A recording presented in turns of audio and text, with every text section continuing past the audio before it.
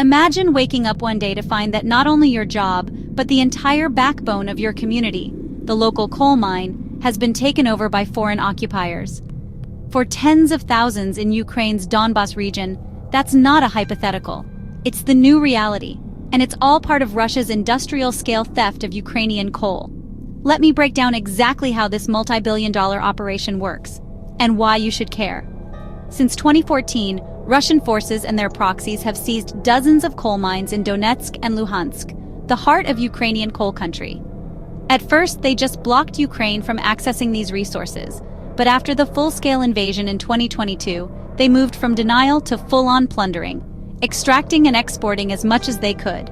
By mid-2022, Russia controlled around 63% of all Ukrainian coal deposits. That's not just pocket change, that's billions in lost revenue and energy for Ukraine. So, what happened to these seized mines?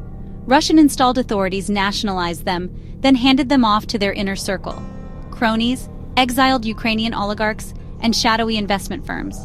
Names like Donski Ugly Trade House and Impex Don may not mean much to you, but these are the front companies now running the show. In early 2024, Donski Ugly alone took over 10 mines in Luhansk, with Impex Don sweeping up 4 in Donetsk, all under the banner of investment. But really, it's legalized theft. Here's where it gets wild.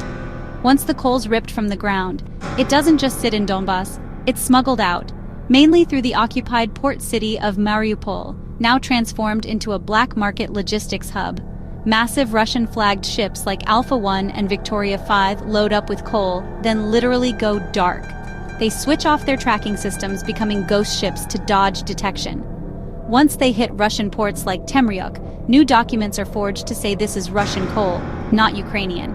It's a laundering scheme, plain and simple. And then, the coal hits international markets. Who's buying? Turkey, mostly. Between February and July 2023 alone, Turkish companies imported over 160,000 tons of the stolen coal, worth at least $14 million. Why? Because Turkish customs don't enforce the same sanctions as the EU or the UK, and the paperwork looks legit on the surface. Other buyers include Albania and possibly countries in Asia, but Turkey is by far the biggest. All this is happening while coal miners in occupied territories are being forced into dangerous, degrading work. Many haven't been paid in months, safety standards have collapsed, and some have even been conscripted into the Russian army.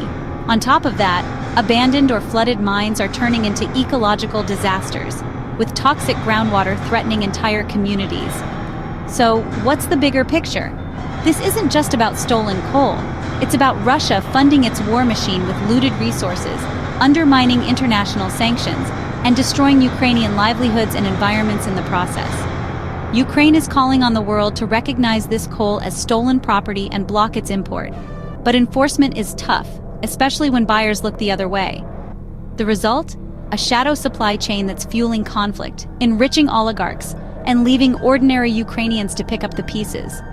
If you made it this far, you now know the real story behind one of the world's biggest, least talked about resource heists. When you hear about conflict resources, remember it's not just a headline. It's a lifeline for those living in the crossfire.